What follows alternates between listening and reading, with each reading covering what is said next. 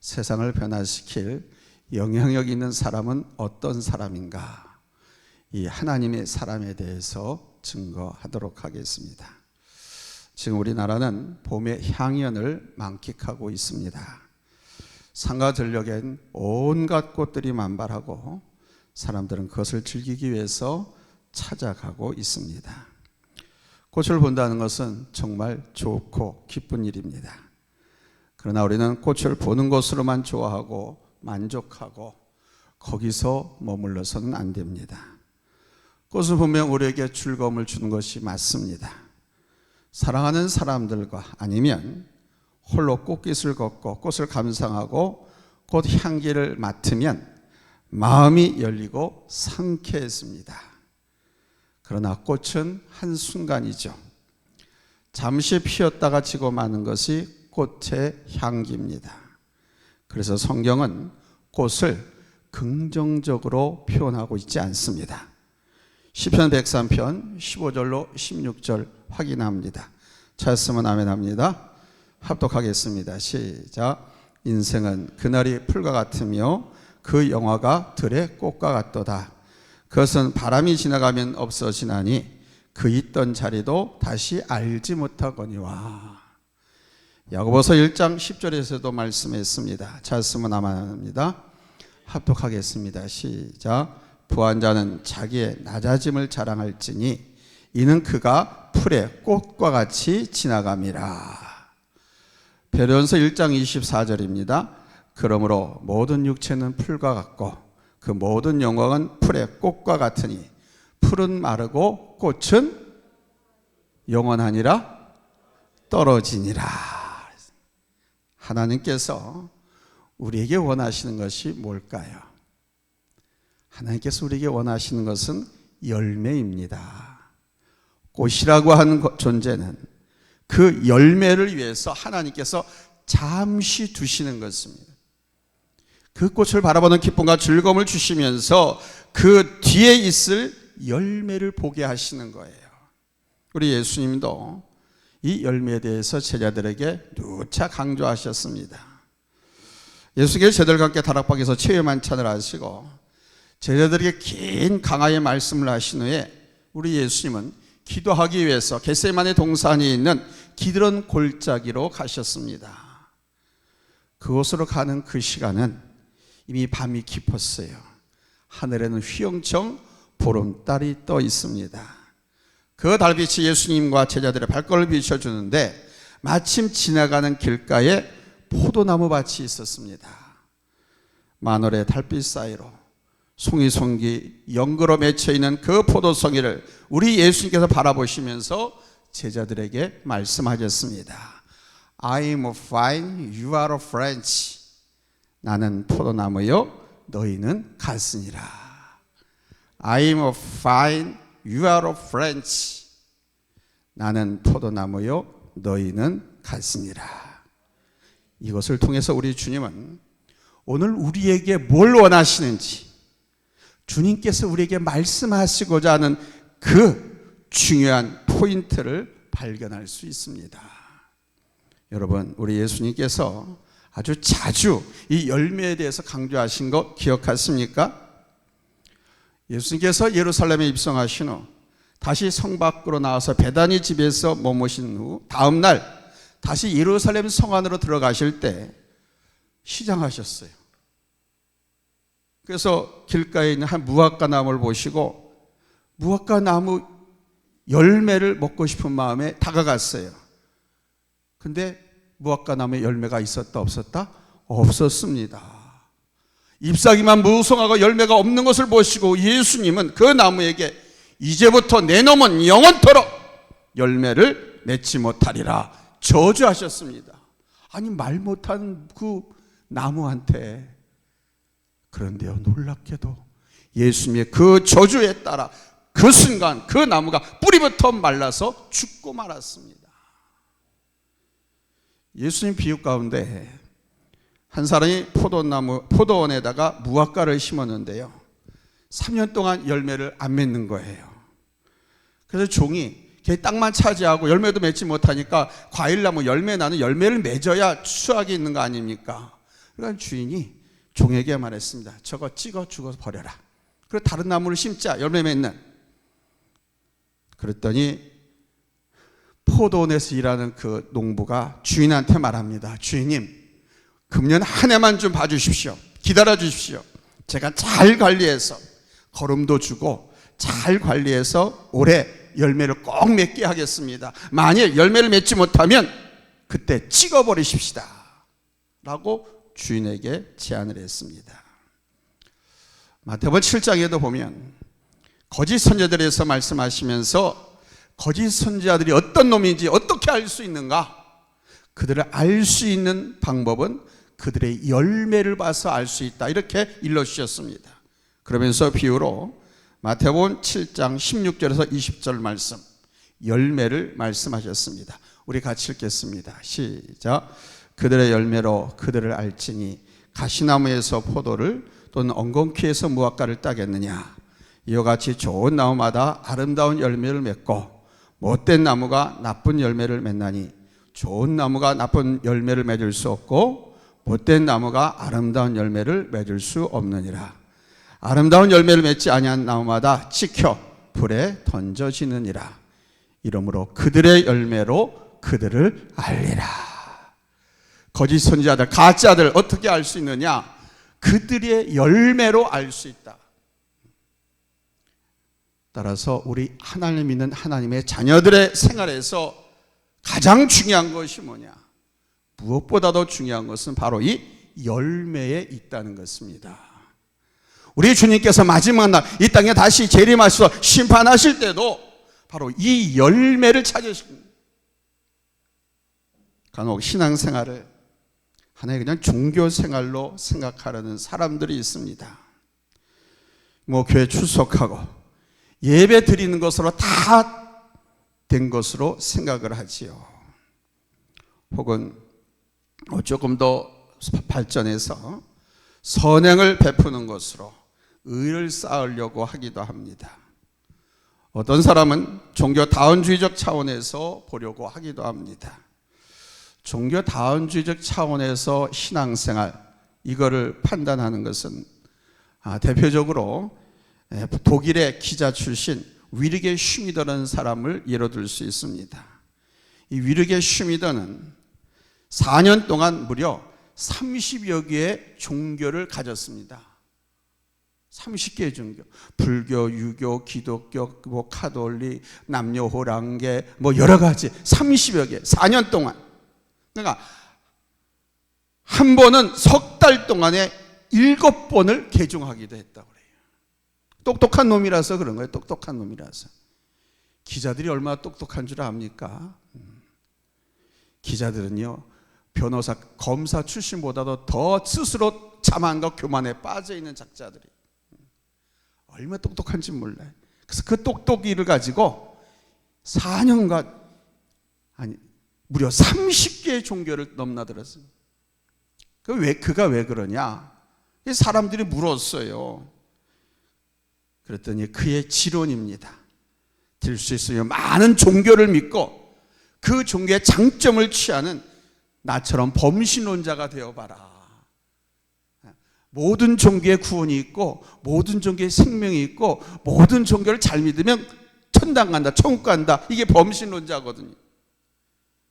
범신론자가 돼가지고 구원의 확률을 높이기 위해서 최대한 많은 종교에서 가르치는, 제시하는 삶의 방식, 그리고 가치관의 50% 이상 스스로를 일치시키려고 노력했다라고 그가 말합니다.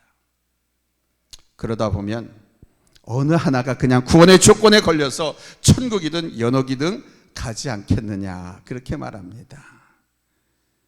그러나 우리 하나님께서는 종교행위나 종교적 의식, 종교적 신념을 말씀하신 적이 없습니다. 하나님은 바로 그런 것을 보시는 것이 아니라 최종적으로 열매를 보신다고 오늘 말씀하고 있습니다. 그래서 우리 예수님은 십자가를 향해 가는 길목에서, 죽으러 가는 길목에서 마지막으로 포도나무와 가지의 비유를 통해서 이것을 우리에게 깨우쳐 주시는 것입니다. 첫 번째 됐습니다. 우리는 인격적인 열매를 맺어야 합니다. 곧 예수님의 성품을 닮아가야 한다는 겁니다.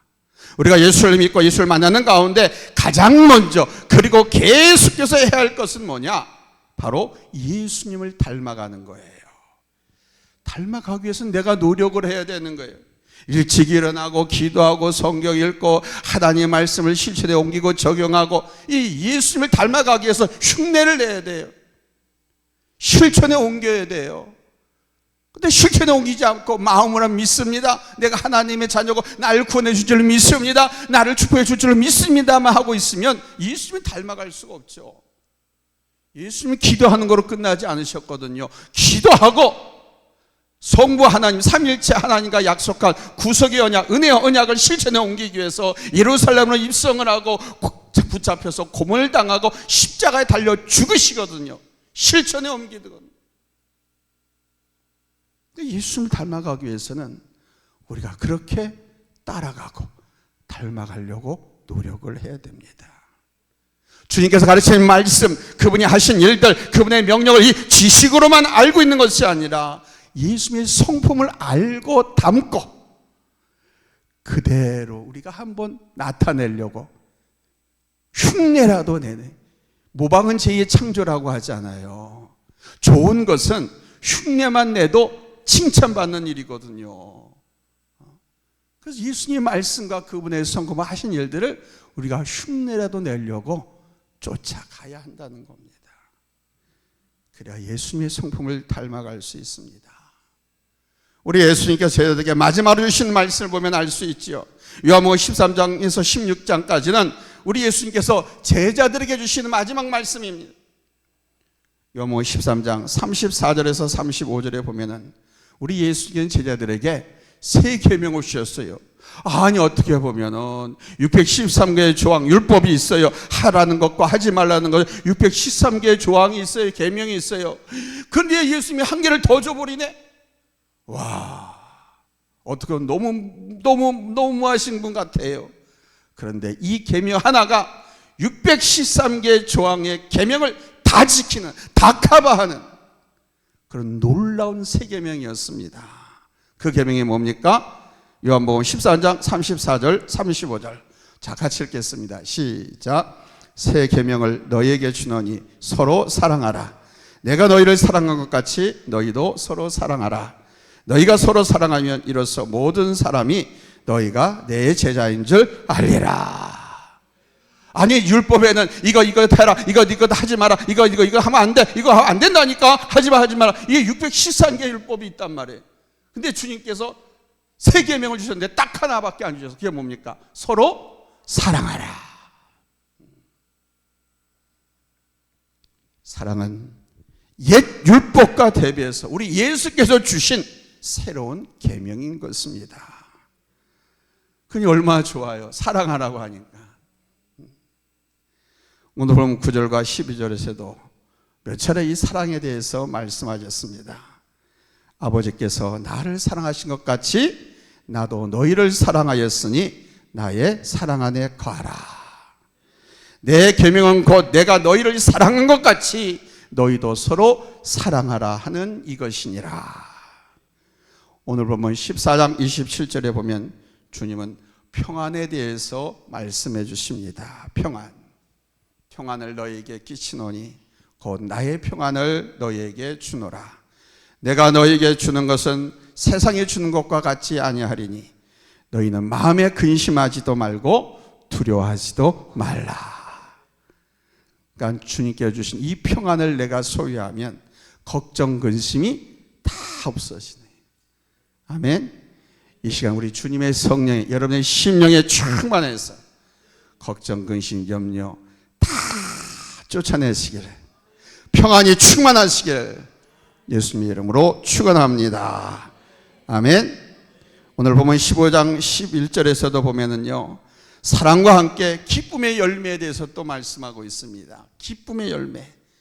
내가 이것을 너희에게 이름은 내 기쁨이 너희 안에 있어 너희 기쁨을 충만하게 하려 함이라 그랬습니다. 다른 어떤 것이 아닙니다. 뭐 선행이나 영적인 지식이나 능력 등 많은 것을 말씀할 수 있었습니다. 그러나 주님은 사랑과 화평, 기쁨에 대해서 말씀했습니다. 사랑과 화평, 기쁨, 이건 항상 같이 따라다녀요. 그래서 이 세 가지를 같이 말씀을 하시는 겁니다. 사랑과 기쁨과 화평. 여러분, 이 말씀을 들으면서 생각나는 거 없습니까?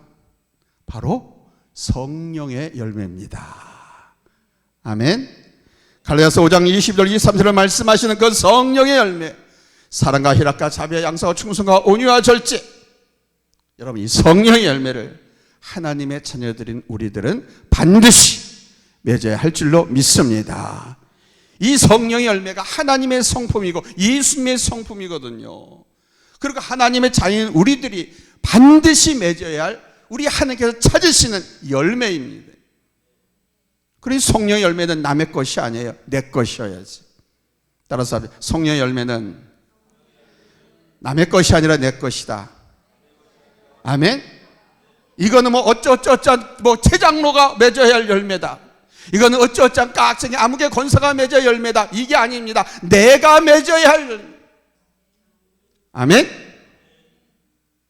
이 열매 맺는 삶, 그 사람이 바로 하나님 나라 시민의 모습입니다. 구원받은 성도의 모습입니다. 종종 말씀드립니다만 우리가 이 세상에 살아가는 방법들, 지식이나 정보, 경험, 돈, 권세, 이 모든 것은 이 땅에서만입니다. 또 우리에게 주어진 은사, 이 세상에 사는 동안만 필요한 것입니다. 저 천국에서는 필요가 없어요. 이 땅에서만 필요한 거예요. 그러니까 이 세상에 우리가 사는 동안 우리는 하나님 나라를 준비하는 삶을 살아야 되는 거예요. 공부한다, 취직, 일, 가정, 도전, 성공 등 모든 과정은 우리가 이 땅에서 살아가는 데 있어서 하나님께서 주신 은혜고 분복들입니다. 그러나 그 복도 그것으로 끝납니다. 저 천국까지 못 가져가요. 내가 쌓은 지식이라든가 많은 경험들, 돈 버는 방법, 또 개인적인 기술들, 축적한 재산, 이러면 죽은 후에 무슨 소용이 있습니까? 아무 의미 없어요.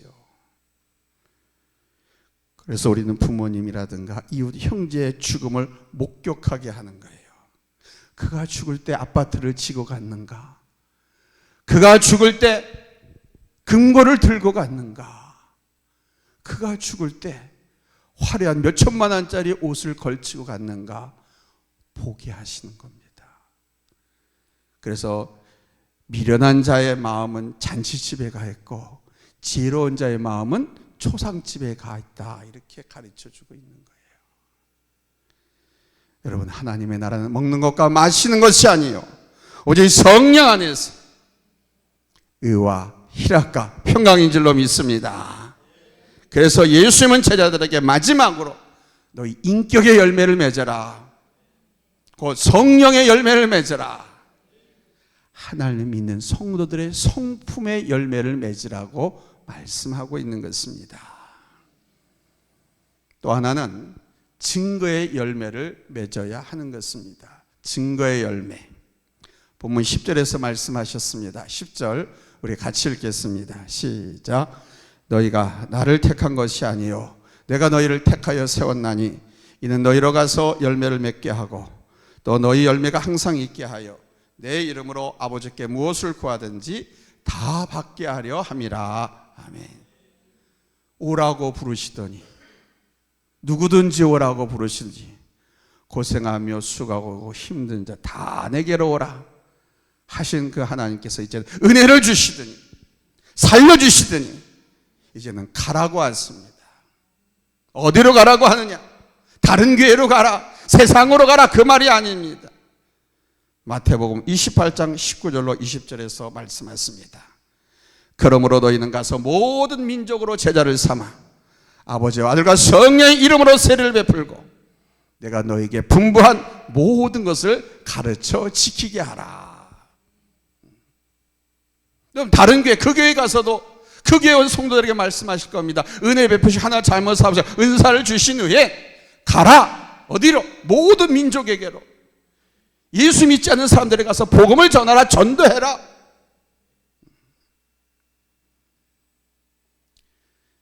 증거의 열매죠. 전도라고 하는 것은 바로 이 열매를 우리 하나님께서 우리에게 원하고 계십니다. 여러분, 우리는 이 열매를 맺어야 할 줄로 믿습니다. 우리가 이 열매를 맺기 위해서는 항상 in Christos, 예수 그리스도 안에 있어야 합니다. 본문 5절과 7절에서 주님 이렇게 말씀하셨습니다. 나는 포도나무요 너희는 가지라.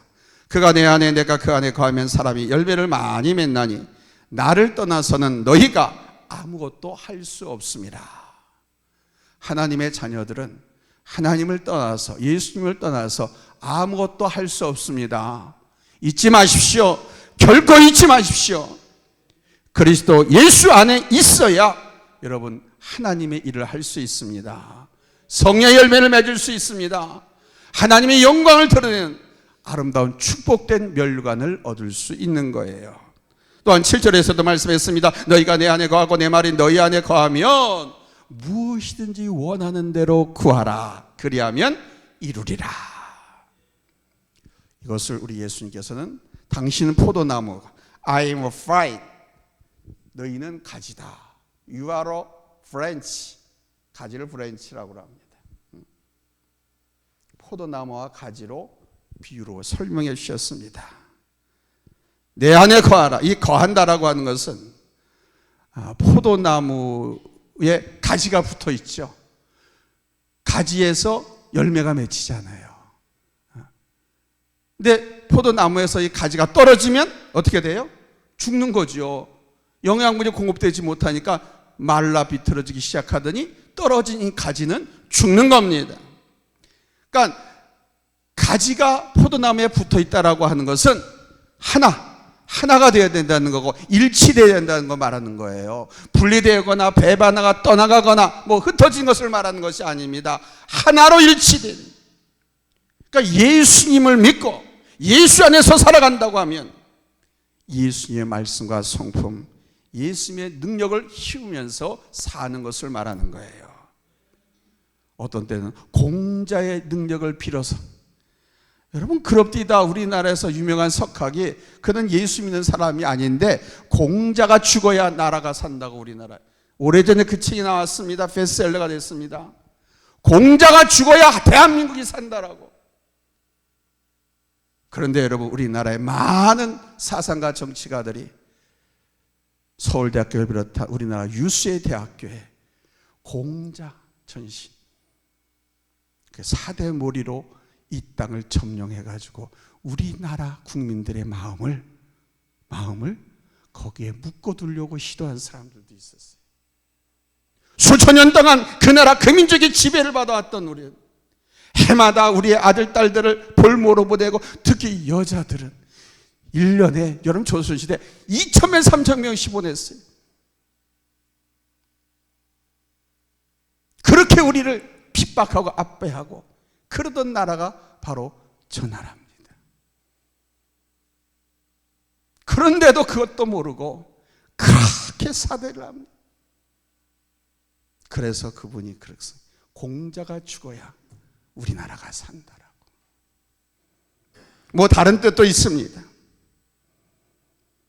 그러나 내 안에 거하라, 이 거한다라고 하는 것은 예수님의 말씀, 예수님의 가르침, 예수님의 능력, 예수 안에서 하나가 되고 그 말씀으로 살아가야 능력 있고 열매를 맺을 수 있다는 것입니다. 할렐루야. 우리 예수님은요, 형식적으로 나와서 예배 드리는 것, 종교적으로 믿는 척하는 것, 이거를 원하시지 않습니다. 구약에서도 우리 하나님께서는 누차 이스라엘 백성들에게 말씀하지 않으셨습니까? 내가 원하는 것은 제사가 아니라 순종이다. 마음이 가난하고 심령에 통회하고 나를 경외하고 내 말에 복종하는 것이다. 그리고 인애와 사랑의 실천에 있다. 이렇게 말씀하셨습니다. 오늘날 참으로 안타까운 현실은 많은 사람들이 교회를 출석하고 예배의식에 참여하지만 주님 안에 거하려 하지 않는다는 데 있습니다. 내가 할 수 있는 거, 내가 듣기 좋은 것만 아멘하고 그것만 내가 할 수 있는 것만 하려고 합니다. 근데 성경에서 우리 하나님께서 하신 말씀은 우리가 할 수 없는 것을 말씀하신 적이 없어요. 우리가 다 할 수 있는 것이기 때문에 우리를 사랑하셔서 승리하고 축복된 삶을 살게 하기 위해서 우리에게 제시하신 말씀, 명령이고, 우리가 아무것도 정말 할 수 없을 것 같아. 정말 버겁고 힘이 없고 정말 땡푼도 없는 거지야. 그런데도 하나님께서 너 헌금해, 너 이웃에게 좀 쌀도 좀 사다 줘 라고 말씀하셨다고 하면 우리가 그걸 순종하려고 흉내를 내다가면 하나님께서 도우셔서 그걸 할 수 있게 돕는 사람을 붙여주시기도 하고 떼먹었던 돈 찾게도 하시고 그러신 우리 하나님의 역사이신 거예요. 근데 우리가 하려고 하느냐 하려고 하지 않느냐 하는 데 달려있는 거예요.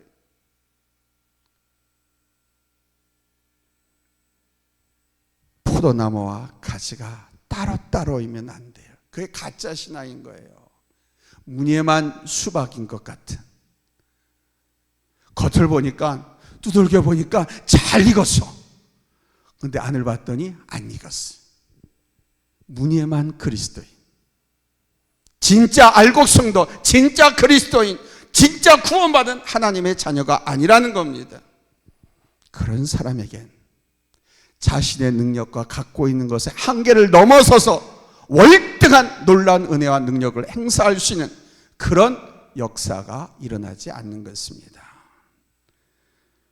뿐만 아니라 포도나무에서 가지가 떨어질 때나 꺾어버릴 때도 그 가지는 생명이 없고 열매를 맺을 수가 없지요. 우리의 이 의식이, 마음이 예수님으로부터 멀어지고 또 소통이 이루어지지 않는 순간부터 우린 떨어진 나무까지 꺾여진 가지와 다를 바가 없는 것입니다. 어떤 방법으로도 영적인 영양분을 줄기에서 꺾인 가지가 되면 그 영양분을 받을 수가 없습니다. 우리는 영적으로 자랄 수도 없고 하나님의 성품을 열매 맺을 수도 없는 거예요. 그리고 증거의 열매조차 맺을 수 없죠. 입도 못 대거든요. 서양적 인본주의적인 것을 가지고 사람을 꼬드기나 하지 증거의 열매, 복음 전도 엄두도 못 냅니다. 왜냐하면 꺾여진 나무까지 떨어진 가지이기 때문에 생명이 없기 때문입니다. 그래서 예수 안에 있어야 돼요. 아멘. 예수 안에 거하시기 바랍니다. 예수 안에 거한다, 예수 안에 있다라고 하는 것은 늘 예수님과 교통하고 뭘로? 말씀으로, 기도로, 아멘, 예배로, 아멘. 우리 개신교의 예배는요, 구약의 저 카톨릭의 그 예배와 달라요. 우리는 하나님과 교통하는 거예요. 찬송하고 기도하고 성경사로 교독하고 같이 읽고 하잖아요. 특히 우리 교회 예배는 더더욱 그렇습니다. 말씀대로 같이 읽기도 하고 묻기도 하고 아멘하기도 하고 계속 이렇게 비비빅하게 리얼하게 예배를 인도하잖아요. 이게 개신교 예배입니다. 구교 가톨릭 유태교는 그러지 않았어요. 그냥 일방적으로 선포만 해. 알아듣지도 못하는 말로. 우리는 예배를 통해서, 기도를 통해, 찬양을 통해서 하나님과 교통하고 교제하고 영적인 소통을 해야 할 줄로 믿습니다. 그러면 주님이 늘 우리 안에 계시는 거예요. 아멘. 내 안에 살아 계시는 거예요. 예수 늘 살아 계셔서 할렐루야. 늘 살아서였어요. 이런 의식과 말씀, 예수님의 성품이 내 안에 머물기에 내가 자라게 되고, 이것도 쑥쑥쑥 신나게 자랍니다. 콩나물이 막 자라듯이 막 자랍니다. 또한 열매를 풍성하게 맺을 수 있는 거예요. 말씀했겠습니다. 사랑하는 성도 여러분, 여러분은 주님 안에 거하는 삶을 살고 있습니까? 교회 출석하고 공동체 일에 참여하는 것도 중요합니다. 그러면서 포도나무 가지로서 포도나무에 붙어 있어야 합니다. 아멘. 그 주님과 함께 하셔야 되는 거예요. 교회에 예수님이 없다면, 나의 신앙생활에 예수님이 없다면 나의 신앙 가짜입니다. 쭉정입니다. 아무것도 없어요. 여러분의 신앙을 한번 점검해 보세요. 목사라고 직분을 받아서, 장로, 권사, 집사라고 직분을 받아서, 근데 내가 예수님이 내 안에 있는가? 정말 내 안에 있는가? 한번 점검해 보세요. 내 안에 예수님이 있다고 하면 예배를 나 몰라라 하지 않습니다. 전도하는 영혼, 죽어가는 영혼 전도하는 거 나 몰라라 하지 않습니다. 교회가 힘들고 어려울 때 외면하지 않습니다. 배신하지 않습니다. 도망가지 않습니다. 딴청하지 않습니다. 내 안에 예수님이 살아계시다고 하면 그게 보이는 겁니다. 우리 하나님의 마음, 예수님의 마음이 보이는 거예요. 그래, 나보러 하라시는 거구나. 나보러 전도하라고 하는 거구나. 야, 저 영혼 전도하기 위해서 그래, 나를 먼저 여기 보내셨구나. 나에게 지금 말씀하시는 것으로 믿어지고 들려지고 행동에 옮기는 거예요. 여러분, 정말 살아있는 성도, 참 그리스도인, 예수 믿는 성도들이 되시기를 예수님으로 축복합니다. 할렐루야. 초대교회 성도들이 신앙생활하면서 늘 두려운 마음을 가졌던 것이 여러분 뭔지 아십니까? 초대교회 성도들, 지난주에 제가 로마의 카타콤에 대해서 말씀드렸습니다만, 예수를 잘 믿어서 기독교가 번창하니까 세계 초강대국 로마가 예수 믿는 사람들을 죽이기도 하고 잡아가두기도 하고 그들의 문전옥답을 다 몰수하고 공민권까지 박탈해버렸어요. 그러니까 주민등록증 호적을 말소시켜버리는 거예요. 사람은 살아있는데 살아있는 게 아니에요. 공민권이 없으니까. 그러니까 예수 믿는 사람들은 죽여도 상관없고, 예수 믿는 사람들은 사자밥, 곰밭으로 내던져도 아무 상관이 없는 거예요. 저 중계 인구가 너무 많아가지고 지금은 셋째 이상은 이제 호적 등록도 못해. 옛날에는 두 번째부터 못했는데 하도 국제인권사회에서 그걸 때리니까 지금 2명까지 호적 등록을 하게, 출생신고를 받아줘요. 근데 어떤 집에 가면 셋, 넷도 많거든요. 그렇잖아요. 못 사는 나라, 못 사는 사람일수록 자식을 많이 낳아. 그렇잖아요. 있는 놈들은 먹고 살고 누리고 엔조이하겠다고 애들 잘 안 낳고, 오히려 있고 좀 많이 배운 사람들이 자식을 펑펑 낳으면 좋은데, 있는 놈, 가진 놈들, 배운 놈들은 자식을 잘 안 낳아. 근데 어려운 사람들이 많이 낳아. 얼마나 가족이 많습니까? 그러니까 그 가족들이 다 나가는 겁니다.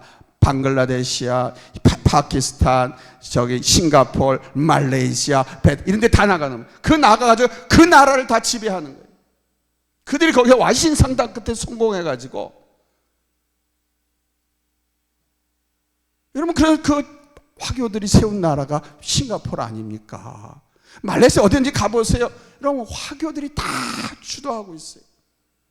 제가 뭘 말씀드리려고 하냐면, 그렇게 호적에 등록되지 않은 사람, 그런 사람들을 나쁜 놈들이 사서 나쁜 짓을 시키는데 사용을 해요.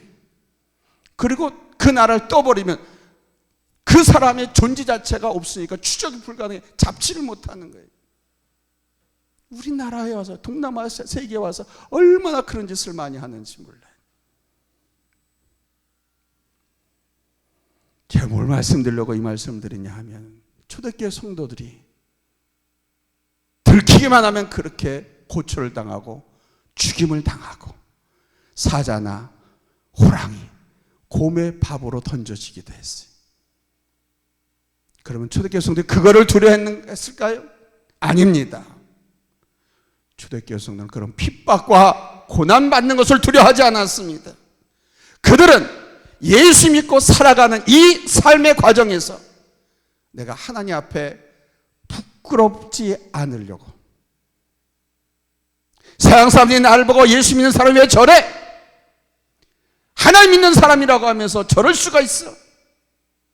그러면서 내 삶으로 배신자라든가 아니면 부끄러운 짓을 한 사람이라고 손가락질 받고 하나님 영광 가리운 일을 하면 어쩌나 하는 이런 마음을 가지고 살았습니다.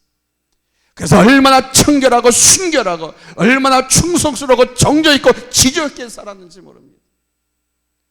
그래서 여러분들 아시겠지만 당시 세계 초인류 대강국 로마의 귀족들은 자기 아들들을 장가 보낼 땐 이스라엘 유대인들의 딸을 며느리로 삼으려고 했어요. 왜? 초대교회 성도들이 그 딸들을 그렇게 가르쳤기 때문에. 자기는 방탕하고 타락하고 하나님이 없는 것처럼 살았지만은 내 자식만큼을 하나님을 믿는 집안의 자녀를 데려다가 며느리 삼아야 되겠다.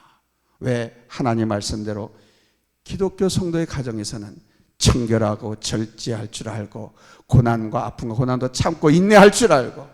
졸립죠? 조세 마음이 평안했으니까 주무시는 거야. 괜찮아.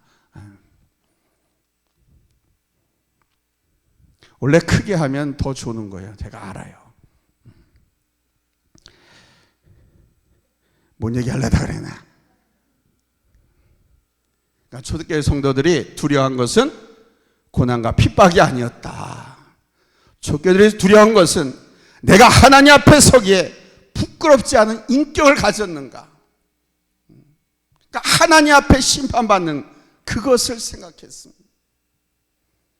그런 고민 가운데 있는 성도들을 향해서 사도들은 편지를 쓰고 저들을 독려하고 깨우치면서 하나님의 사람으로 온전히 서도록 인도하고 가르쳤던 것입니다. 오늘도 우리 주님은 이것을 우리에게 말씀하십니다. 내 안에 거하라. 그래야면 너희가 많은 열매를 맺을 것이니라. 여러분, 이것이 우리가 주님을 믿고 섬기는 과정에서 가장 중요시할 부분입니다. 어디 안에 거해야 된다? 예수 안에. 아멘. 내가 예수 안에 거하고 있는가 아닌가는 뭘 보면 알 수 있다? 내 중심에 예수님이 계신가. 아멘. 내 안에 주님이 계시면, 주님이 왕노릇하고 자리를 찾아오고 계시면 내가 결코 내 맘대로 살지 않아요. 내 기분대로 살지 않아요. 이것이 되면 바로 세상을 변화시키고 영향력 있는 사람으로 살 수 있는 것입니다. 이런 삶의 능력 갖는 우리 성도님들 다 되시기를 예수님의 이름으로 축원합니다. 할렐루야. 마이크가 막 울리네. 기도하겠습니다.